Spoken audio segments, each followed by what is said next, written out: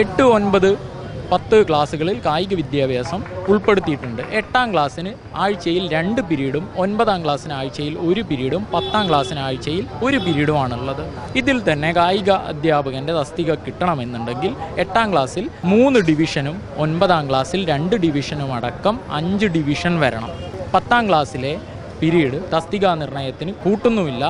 അതുപോലെ തന്നെ 8ാം ക്ലാസ്സിൽ ഈ 2 പീരീഡിൽ 1 പീരീഡ് മാത്രമാണ് കൂട്ടുന്നത്. പുനഃക്രമീകരിച്ച ടൈം ടേബിളാണ്. ഈ ടൈം ടേബിൾ തസ്തികാ നിർണയത്തിന് ഉൾപ്പെടുത്തുന്നില്ല. കേരളത്തിൽ 46% ഹൈസ്കൂളുകളിൽ കായിക അധ്യാപകരില്ല. അതുപോലെ 86% UP സ്കൂളുകളിലും കായിക അധ്യാപകരില്ല.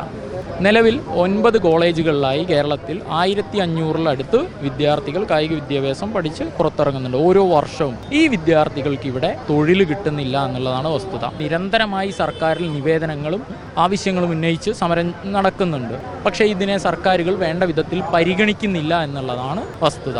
2017 മുതൽ കായിക അധ്യാപക സംഘടനകൾ സമരം നടത്തുകയും ചർച്ചയ്ക്ക് വിളിക്കുകയും ചെയ്തിട്ടുണ്ട്. ആ ചർച്ചയിൽ നമുക്ക് ഇതിൽ പഠനം നടത്തിക്കൊണ്ട് വേണ്ട മാറ്റങ്ങൾ വരുത്താമെന്ന് പറഞ്ഞ് ഉത്തരവിറക്കുകയും ചെയ്തിട്ടുണ്ടായിരുന്നു. ആ തരത്തിലും നിരവധിയായ ചർച്ചകൾ വിദ്യാഭ്യാസ മന്ത്രിയുമായി സംയുക്ത അധ്യാപക സംഘടന നടത്തിയിട്ടുണ്ട്.